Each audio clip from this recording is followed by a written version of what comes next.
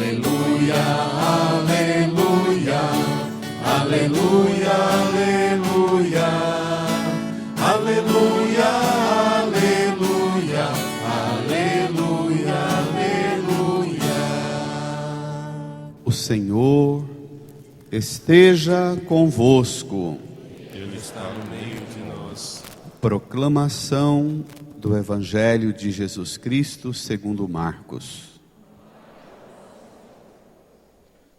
Naquele tempo, os apóstolos reuniram-se com Jesus e contaram tudo o que haviam feito e ensinado. Ele lhes disse: Vinde sozinhos para um lugar deserto e descansai um pouco. Havia de fato tanta gente chegando e saindo que não tinham tempo nem para comer. Então foram sozinhos de barco para um lugar deserto e afastado. Muitos os viram partir e reconheceram que eram eles.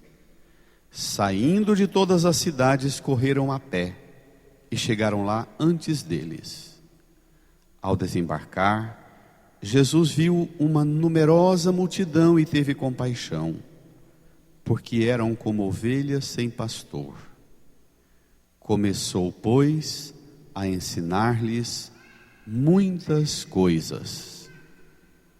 Palavra da salvação.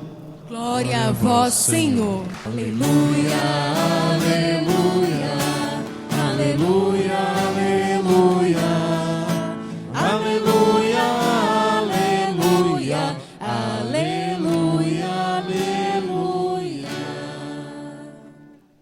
Sentados, nos recolhamos a um tempo de silêncio e interiormente rezemos pedindo ao Espírito Santo que nos ajude a compreender tudo que essa palavra de Deus hoje nos fala.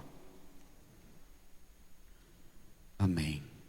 Irmãs e irmãos, nós estamos acompanhando Jesus na sua obra de anúncio do reino de Deus que chegou.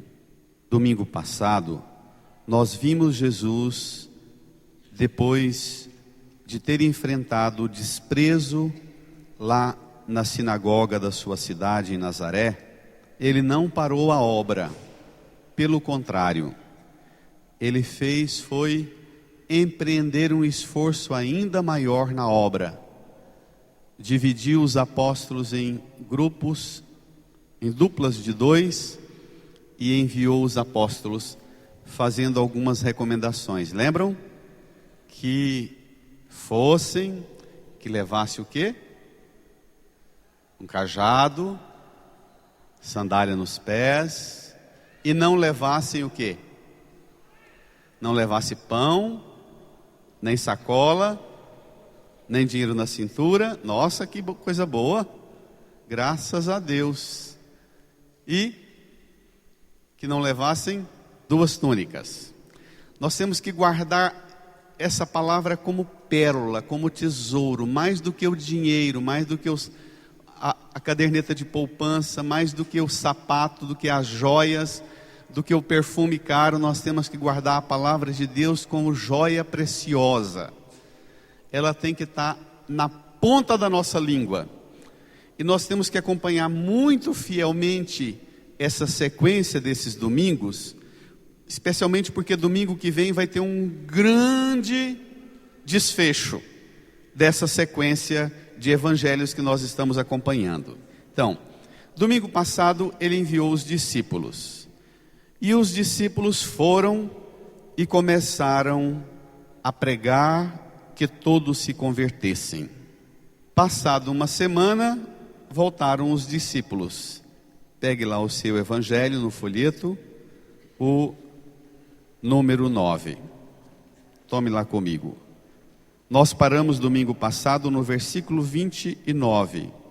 E hoje retomamos no versículo 30 até o 34. Vamos lá? Naquele tempo, os apóstolos reuniram-se com Jesus e contaram tudo o que haviam feito e ensinado. Se você pegar o Evangelho de Marcos, que é um evangelho curto, é o mais breve dos evangelhos, são só 16 capítulos. Uma das ideias que mais se repetem no evangelho é: Jesus é mestre, ele ensina.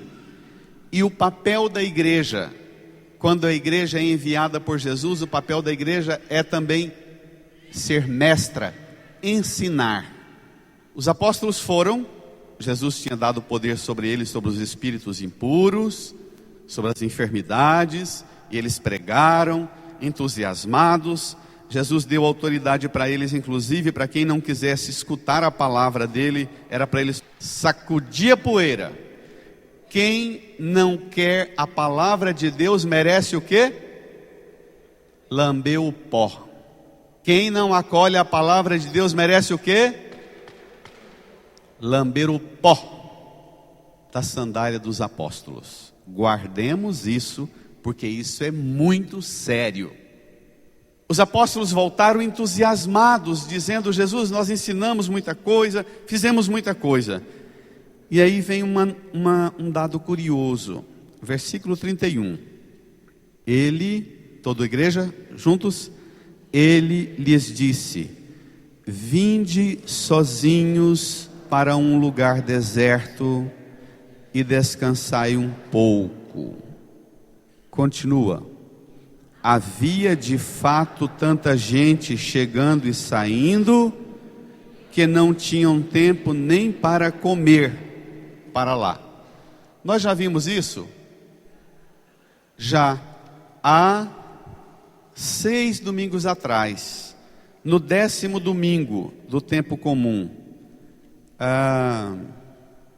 me parece que dia 2º domingo de junho, lá dizia assim, no comecinho, do Evangelho de Marcos, dizia exatamente no começo da obra, no capítulo 3, no versículo 20, Jesus voltou para casa com seus discípulos, e de novo se reuniu tanta gente que eles nem sequer podiam comer. Quando souberam disso, os parentes de Jesus saíram para agarrá-lo, porque diziam que ele estava doido. Lembra? Eles não tinham tempo para comer. Há muitos dias atrás, a família queria até prender ele e amarrá-lo, porque ele está doido, não para nem para comer. E agora, os discípulos voltam, e era aquela muvuca de gente chegando e saindo, que eles não tinham tempo nem sequer para comer.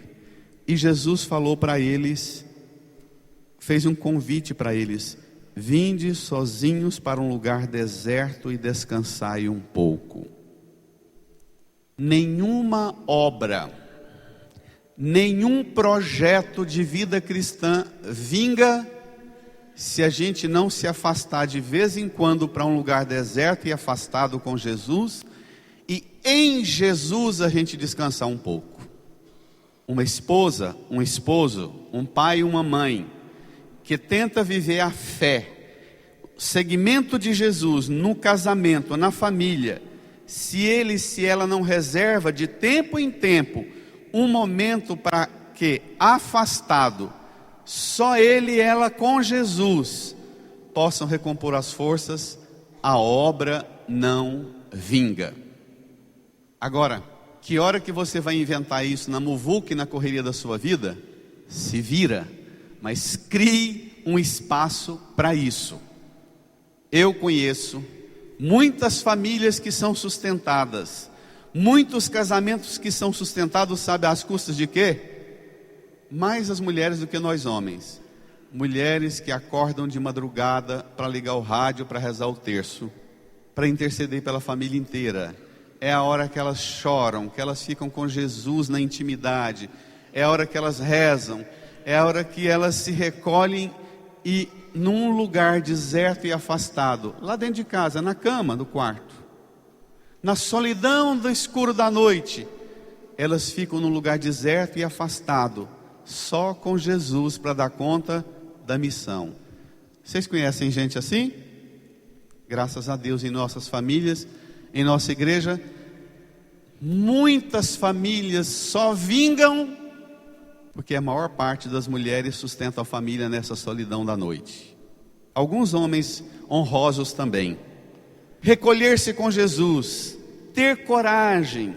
O ideal, claro, era que pudesse fazer um retiro, que pudesse se afastar de tudo, mas as condições nossas mesmo materiais da igreja, de locais para retiro e para encontro são tão fracos, não é? Nós precisaríamos ter mais espaços e locais, ambientes de espiritualidade para que as lideranças de uma paróquia, de uma comunidade, de tempo em tempo se refugiassem com Jesus. Se Deus quisesse a gente pegar de volta a chácara, que o morador lá não está querendo sair, nós vamos criar lá um centro de retiro para a paróquia, para as pessoas se recolherem num lugar afastado com Jesus. Isso é fundamental para a obra. Aceitar o convite de Jesus. Você trabalha muito? Vinde sozinho para um lugar deserto e descansai um pouco comigo. Escutar esse convite de Jesus. E o mais difícil talvez, ter coragem de deixar tudo para lá, num momento, e ir para um canto com Jesus. Porque às vezes a gente não tem coragem de deixar a obra. A gente acha que se a gente deixar vai esmoronar tudo. Muitos de nós padres, todos os anos, todos os meses nós temos as reuniões com o bispo, todos os anos nós temos os nossos retiros, não é, com o bispo. Muitos padres acham que não tem como fazer um retiro porque não pode deixar a paróquia. A gente precisa ter coragem de deixar o eito. Nós não somos dono dele, ele não é obra nossa, ele é obra de Cristo. De vez em quando a gente tem que parar. Olhe lá o que vem. Ainda que aconteça o que vai acontecer agora. Vamos ver? A demanda seja grande. Versículo 33, tomem comigo. Muitos os viram partir e reconheceram que eram eles. Que decepção. A gente está atrás da igreja, a gente está atrás de Jesus, e Jesus está fugindo com os apóstolos para um lugar deserto e afastado. A gente precisa da igreja, a gente precisa encontrar com Jesus, e é através da igreja, dos apóstolos, que nós encontramos com Jesus. Mas Jesus está fugindo com esses apóstolos para um lugar deserto e afastado, fugindo de nós. Que decepção! A hora que eu precisei da minha mãe, a hora que eu precisei do meu pai, telefonei para eles, eles disseram: meu filho, estou indo para a missa. Depois da missa nós conversamos, mas eu estou indo para a missa. Tem pai e mãe que a primeira coisa que eles chutam o balde, deixa de rezar, não para mais para rezar, porque fica o tempo inteiro só correndo problema de filho. Aí não para mais para rezar não. É preciso ter coragem. É preciso parar tudo. É preciso fugir do eito e dizer: olha, agora é minha hora com Jesus. Se eu não for, se eu não me encontrar com Ele, eu não vou dar conta da missão. Eu preciso parar. Tem pai e mãe, tem esposa e esposo que não sabe fazer isso não. Dizer: bem, eu vou rezar. Eu estou indo para... Domingo de manhã é momento meu com Jesus. Eu vou parar. Ainda que o pau quebra, que o povo reclama, que diz que chegou lá em casa, a mãe estava saindo. Quantas pessoas dizem: padre, parece que é um trem. Parece que é um trem. Queria que o senhor fizesse uma reza, porque todas as vezes que eu arrumo para ir na missa, acontece um trem. Acontece um trem mesmo. Você não tem Jesus como prioridade fundamental da sua vida. É o trem, qualquer trem derruba você. Tenha Jesus como prioridade fundamental da sua vida. E, quem sabe, aconteça com seus filhos, com a sua família, o que vai acontecer agora com Jesus e os apóstolos. Jesus faz de conta que não está nem aí para a multidão que está atrás dele. Jesus faz de conta que para ele Agora o importante é ir para um lugar afastado, retirado, um lugar bonito na beira do lago, nas montanhas, para descansar, dormir, comer. Olha o que acontece, olha o desfecho. Vamos ler de novo o versículo 33 até o final. Muitos os viram partir e reconheceram que eram eles. Saindo de todas as cidades, correram a pé e chegaram lá antes deles. Posso fazer uma provocação? Que dia é que você deixou sua casa, sua família, e falou: eu não posso te atender agora, estou indo rezar, é meu momento com Jesus no lugar afastado, eu vou restaurar minhas forças com Ele. E quando você chegou na igreja, você já pegou sua família, seus filhos lá, tudo sentadinho, porque precisava encontrar com você e com Jesus também. Que dia foi? Minha gente, tem um trem errado conosco. A gente vai de barco com Jesus, e os que precisam de nós e de Jesus vão correndo de quê? Vão correndo de quê? E chegam. Isso aqui é para arrancar nossa orelha. Isso aqui é um puxão de orelha daqueles em nós. Nossa família, nossos amigos que dependem da nossa presença, da nossa fé, do nosso testemunho, correm a pé e chegam antes de nós na igreja, no lugar deserto e afastado, onde a gente vai ficar só com Jesus. Eles correm a pé e dizem: não, eu preciso de você. Você tem uma força, tem uma unção. Eu não sei onde é que você arruma essa força e essa unção sua, porque eu preciso de você.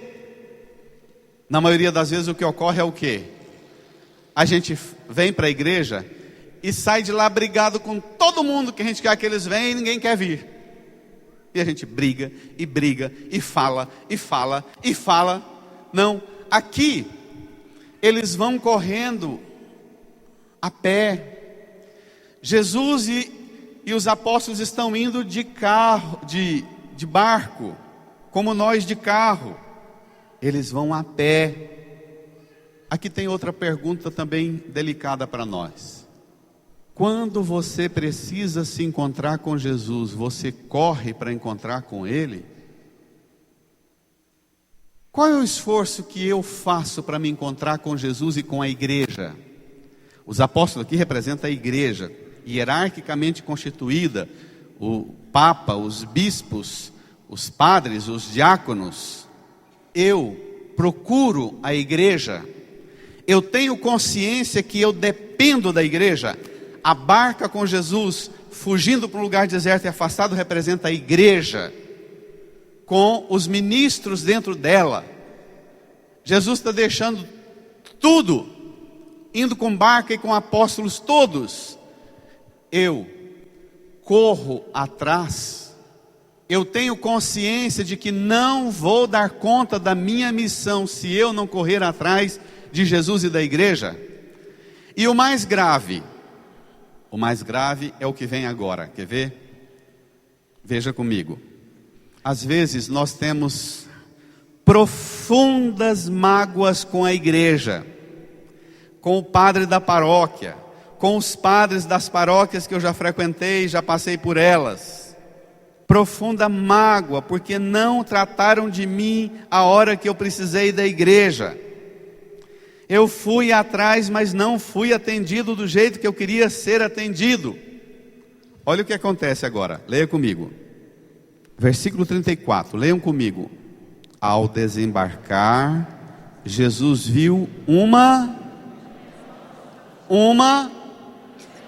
numerosa multidão, continua, e teve compaixão. Por quê? Eram como ovelhas sem pastor. Jesus viu numerosa multidão e teve. Você sente vontade de receber de Jesus um olhar de compaixão para com você? Você corre atrás, Você luta para conseguir um olhar de compaixão de Jesus para com você?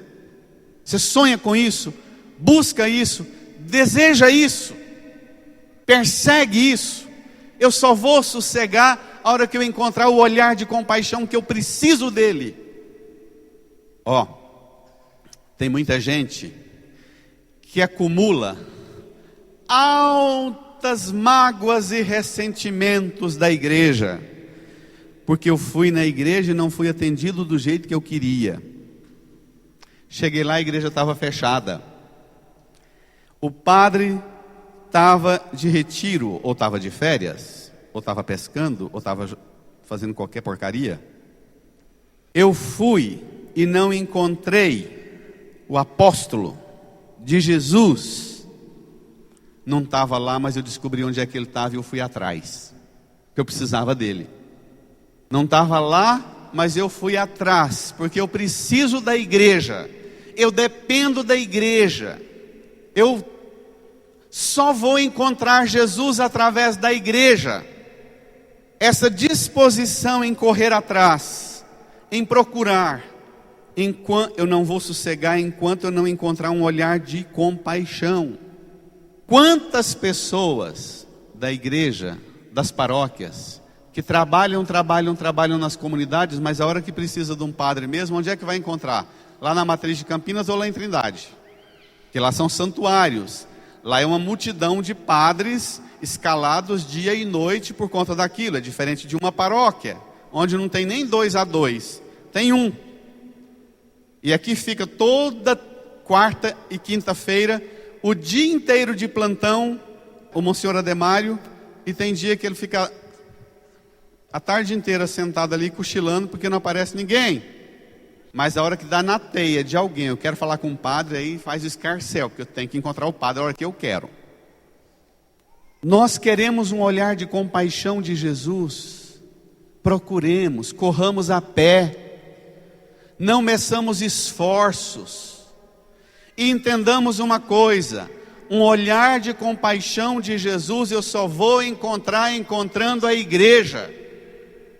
Olhe como é impressionante o que vem. Jesus teve compaixão porque eram como ovelhas sem pastor. E também hoje, a multidão é como ovelha sem pastor. A multidão também hoje procura Jesus desembestadamente em qualquer canoa, em qualquer barco, em qualquer boteco que tenha a porta aberta. Alguém prometendo uma bênção, um milagre, a multidão entra lá. Olha o que Jesus faz. Leia comigo, bem firmes, bem acordados. Começou, pois, a ensinar-lhes muitas coisas. De novo, não fala que Jesus começou a atender as necessidades e a fazer milagre. Ele começou o quê? Nossa, eu estava precisando demais do padre. Cheguei lá, queria que ele fizesse tal coisa para mim. Ele começou a dar uma palestra para mim. Ele começou a me ensinar umas coisas. É muito engraçado isso. Ensinar. O evangelho começou falando que os discípulos voltaram dizendo o que eles tinham feito e ensinado. E o evangelho termina falando que Jesus começou a ensinar. O papel primeiro da igreja é nos ensinar. O milagre, a graça, a bênção alcançada é resultado do ensino, da compreensão da fé. Domingo passado eu disse aos irmãos e irmãs que os discípulos saíram, pregaram que todos se convertessem. O ensino leva a gente à conversão, por isso que a pregação, por isso que o ensino é chato. Eu fui na igreja para batizar meu filho, o padre quer que eu faça um curso para ser pai, para batizar meu filho, curso de pais e padrinho. E não é nem um ensino longo assim nada, porque é um cursinho sapecado, aquela muvuca, aquele tumulto de gente chegando e saindo, que ninguém, todo mundo... Se eu contar para vocês a quantidade de gente que tenta dar o calote na igreja e sabotar, falando que fez aquele cursinho merreca de 2 horas e nem aquilo as pessoas querem fazer, não está escrito. As pessoas querem a obra de Cristo, o sacramento, a graça, a bênção, o milagre, mas não quer o ensino. Porque o ensino vai formar a consciência da gente. O ensino vai conduzir a gente a uma conversão. E a gente não quer conversão. A gente quer bênção para que Deus sustente a gente no caminho que a gente está e conquiste as coisas que a gente quer conquistar. Domingo passado eu falei, tenho repetido e vou falar de novo. Eu sei o sofrimento que é para a gente vir para a igreja. Nas correrias e fadigas que todo mundo está precisando é de dormir e descansar da correria da semana. Não é? Aí chega na igreja, o padre pega o microfone e começa a ensinar. E é um sermão comprido que não acaba mais nunca. Uma das coisas que eu mais escuto as pessoas falarem, não é que pela pregação do Evangelho, elas experimentaram um encontro profundo com Jesus e tomaram uma decisão de conversão e de mudança de vida. As pessoas me encontram na rua, na feira, no supermercado, na fila para pagar a conta. As pessoas falam, ou quando alguém apresenta, não, eu conheço o padre. E aí, o que você acha do padre? A reza dele é cumprida, né? Eu fico pensando assim, nossa, a gente prega querendo dar o mais precioso dom, o conhecimento da verdade da fé. As pessoas vão à missa e a única consideração que elas fazem é que a reza é cumprida, que a pregação é cumprida. E olha, vou fazer um desabafo, mas tranquilo, na caridade. Se eu pegasse o microfone e ficasse falando abobrinha e contando historinha e ficasse com moralismo barato em cima da igreja, eu até entenderia as pessoas reclamarem. Mas o esforço que eu faço para pegar a palavra e pregar em cima da palavra, eu tenho consciência. Porque muitas vezes eu subo aqui para pregar, decidido a sapecar uma missa de meia hora, porque a gente olha para a cara da igreja, a igreja não está afim de ensino. Mas é a hora que tem um trem sobrenatural mesmo, que o Espírito Santo se apropria de mim e eu começo a falar coisas que eu não queria estar falando. A minha vontade na carne, a minha vontade humana, era de ir para um lugar com Jesus afastado, também para dormir e descansar. Mas o Espírito Santo começa a dizer, não, cala a boca. Há 3 domingos atrás, aquela leitura do profeta, o Espírito entrou em mim e me pôs de pé. Lembra? De Ezequiel. O Espírito Santo, tem hora que ele entra na gente e põe a gente de pé. A gente começa a tomar decisões e encaminhar coisas que a gente nunca tinha pensado que ia dar conta. O papel da igreja é o papel do ensino. É o papel de libertar a gente das confusões da fé, da compreensão errada da fé, do olhar à vida. A pessoa chega em mim e fala, padre, os noivos que vêm casar na igreja, eu não aceito que nenhum noivo marque casamento lá com secretária. Eles vêm conversar comigo, eu quero escutar que motivação eles têm no coração para casar na igreja. Eu quero saber quem são, que caminhada na fé fizeram. Aí lá pelas tantas eu pergunto, mas qual o motivo que você quer casar na igreja? Quando eles dizem o motivo pelo qual eles querem casar na igreja, eu digo, olha, vocês me desculpem, eu não posso dar para vocês o sacramento do matrimônio em 1 mês, 2 meses, do jeito que vocês querem. Eu preciso antes dar a vocês a compreensão verdadeira da fé sobre o que é o sacramento do matrimônio. Eu estarei cometendo um crime. Jesus recomendou aos apóstolos que não deveriam dar pérola aos porcos.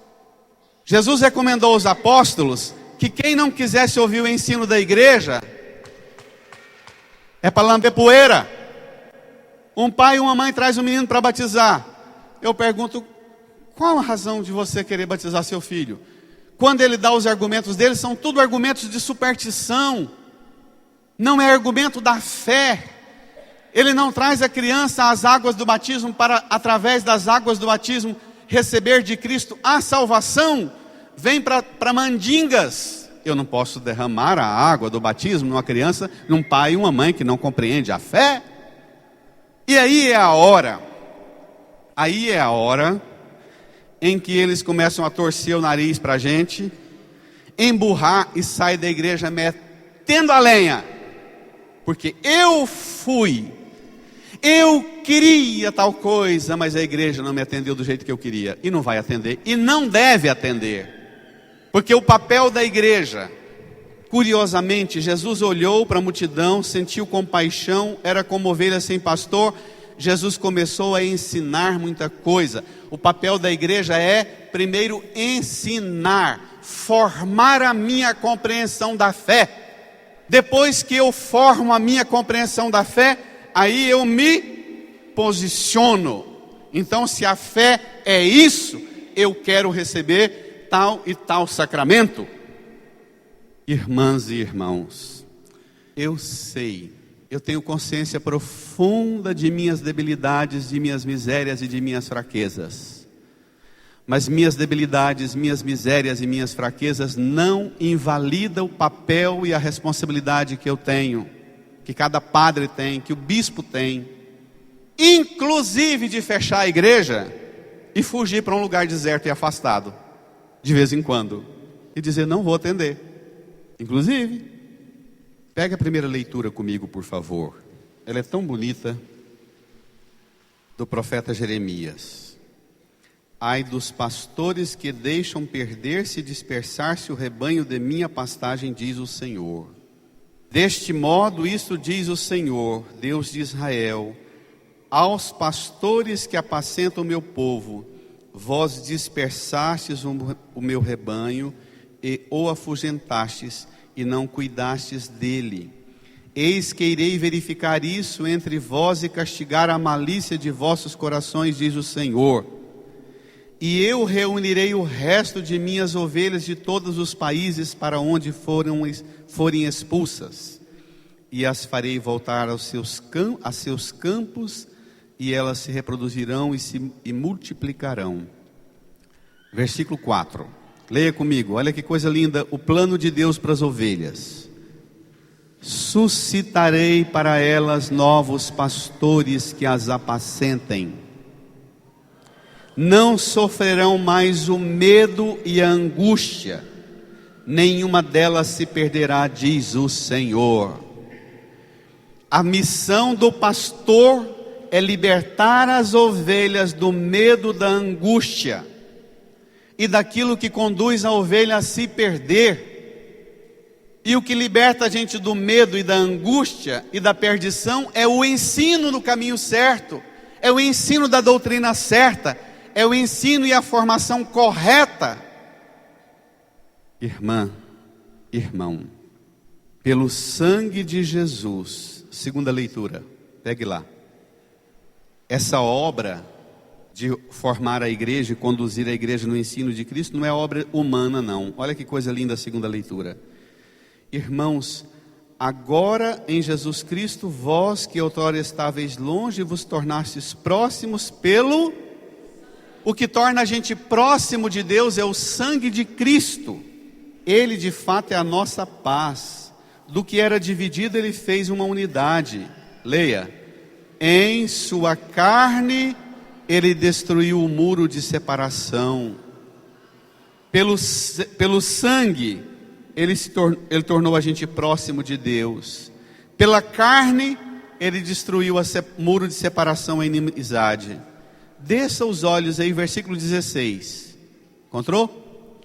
Quis reconciliá-los com Deus, ambos em um só corpo, por meio da... Continua. Assim ele destruiu em si mesmo a inimizade. É pela cruz, é pela carne, é pelo sangue que a obra de Cristo se opera em nós. Sangue, carne e cruz. E a gente tem que entender o que é isso. Não é só receber o sangue, mas é compreender o que é esse sangue, o que é essa carne, o que é essa cruz. Eu te peço agora que você interiormente, no íntimo do seu coração, deseje profundamente encontrar Jesus, ainda que a igreja esteja fechada, ainda que você tenha procurado a igreja e não tenha encontrado do jeito que você queria, ainda que você, a hora que foi chegando na igreja, o padre estava entrando no carro, indo embora pescar. Que você se coloque na atitude de quem tem consciência de que precisa da igreja, precisa de Jesus, para encontrar o olhar de compaixão de Jesus. Incline a sua cabeça, feche os seus olhos. Se ponha agora, ou como alguém que precisa de retirar-se para um lugar deserto e afastado com Jesus para descansar um pouco. Pode ser que sua situação seja essa. Você está precisando ir para um lugar deserto e afastado para descansar com Jesus. Ou pode ser que você seja mais um na multidão que corre desesperado, corre a pé e procura alcançar um dia o olhar de compaixão de Jesus. Peça a Jesus um olhar de compaixão dele para você. Peça que Ele olhe para você, que Ele tenha compaixão de você naquilo que você precisa da compaixão dEle. Fale com Jesus, converse com Ele. Fique num momento no deserto, afastado, agora só você e Ele. Experimente o consolo dEle, a ternura dEle, a compaixão dEle. Espírito Santo repousa.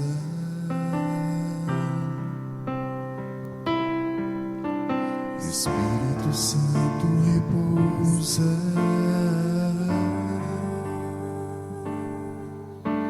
Espírito Santo repousa.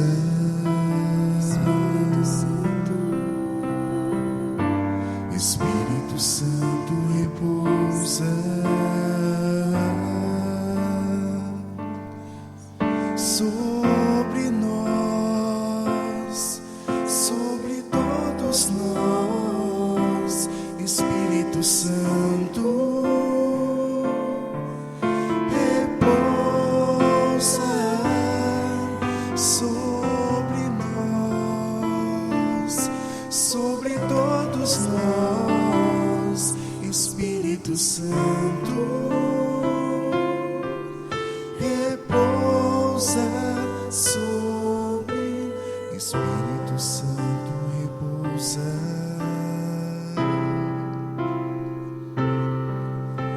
Espírito Santo repousa.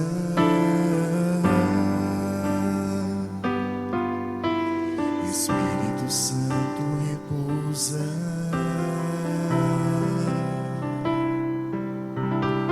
Espírito Santo repousa. Traz unção a nós, Espírito Santo. Repousa, vem curar nossos corações, Espírito Santo. Jesus, faz repousar sobre nós o Espírito Santo, aquele Espírito de consolação, de compaixão. Faz repousar em nós.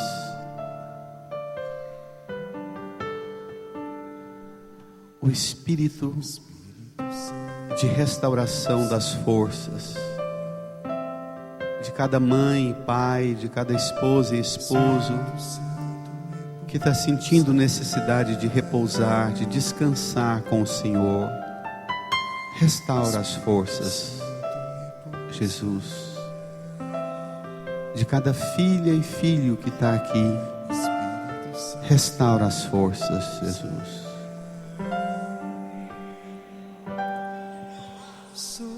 Restaura do cansaço, da fadiga, do estresse, das amarguras, das tribulações. Restaura cada uma de nós.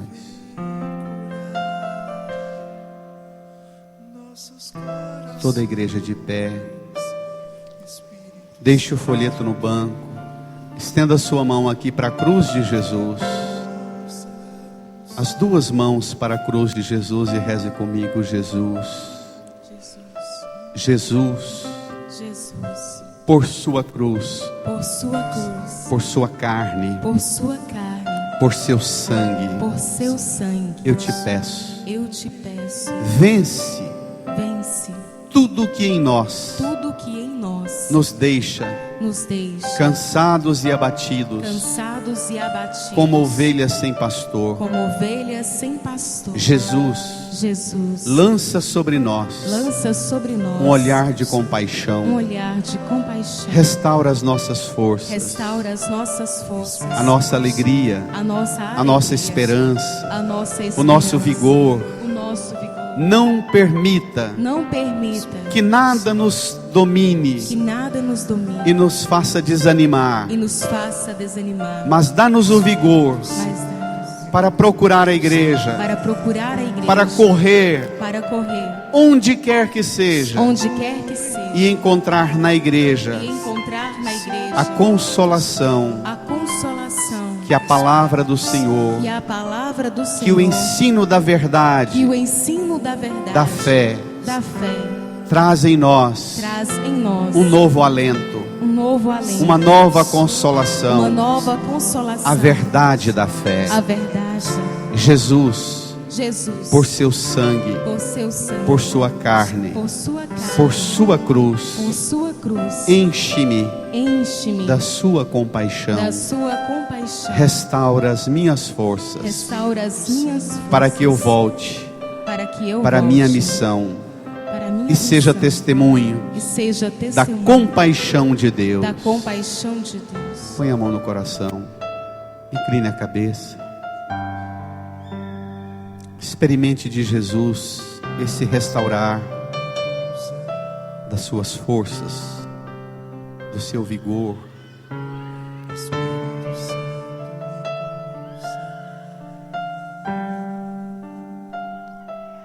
Obrigado, Jesus, por esse encontro com o Senhor. Obrigado, porque não voltaremos sem o olhar de compaixão, sem receber o ensino que a igreja nos oferece, a compreensão da verdade da fé.